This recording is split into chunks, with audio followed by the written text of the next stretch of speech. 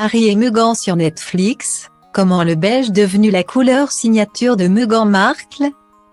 Que ce soit les détracteurs ou les fans de Meghan Markle, tous les curieux et aficionados de la famille royale d'Angleterre sont scotchés sur leurs écrans pour suivre les épisodes du docu-série Harry et Meghan.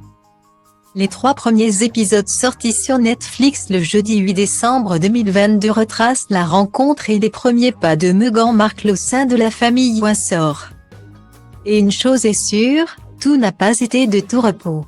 Le prince Harry et l'actrice américaine se prêtent au jeu des confidences, révélant photos et vidéos d'archives sur leur premier rendez-vous amoureux et l'accueil reçu par Meghan Markle à son arrivée.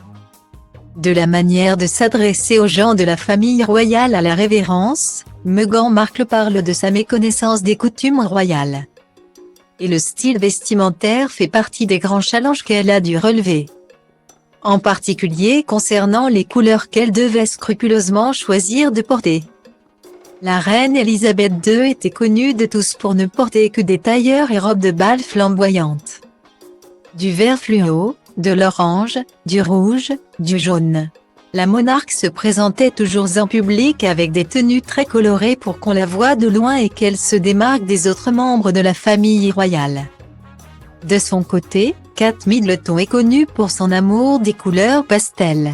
Alors Meghan Markle a dû trouver sa signature style. En tant qu'étrangère et peu habituée des mœurs de la famille royale, elle dévoile dans le docu-série Harry et Meghan avoir voulu se fondre dans la masse.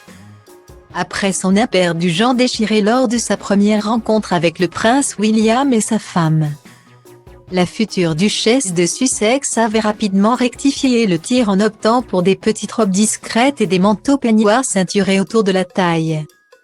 À ma connaissance, vous ne pouvez jamais porter la même couleur que Sa Majesté s'il y a un événement. Mais vous ne devriez pas non plus porter la même couleur que l'un des autres membres les plus âgés de la famille, explique Meghan Markle dans le programme. Pour respecter cette règle, elle se serait alors mise à porter exclusivement des couleurs neutres qui lui permettaient de se faire discrète. Je ne voulais absolument pas me faire remarquer ou montrer que je ne voulais pas m'intégrer et embarrasser la famille royale, a-t-elle ajouté. En voulant se fondre dans la masse, Meghan Markle est devenue une pro des couleurs neutres. Le noir faisait partie de son répertoire, mais également le bleu marine, le blanc ou le beige. Ces nuances passe-partout lui permettaient de passer le plus inaperçu possible dans un océan de l'eau colorée.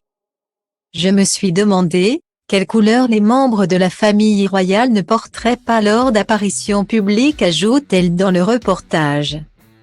Dès lors, sa garde-robe se limitait souvent à des pièces aux teintes nudes ou sombres. Même lors de l'annonce de ses fiançailles, Meghan Markle avait opté pour un manteau peignoir blanc cassé plutôt discret. Le manteau est d'ailleurs devenu une parade pour qu'elle puisse s'afficher en public le plus sobrement possible et porter en dessous des vêtements de couleur, mais jamais vive. Sous le manteau beige, elle adoptait du vert foncé, du marron ou du noir.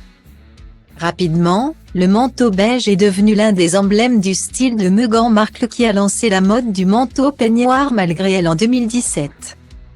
Peu à peu, l'actrice américaine s'est autorisée des couleurs plus vibrantes lors de ses apparitions publiques, mais souvent lorsqu'elle était en représentation en solo ou avec son mari.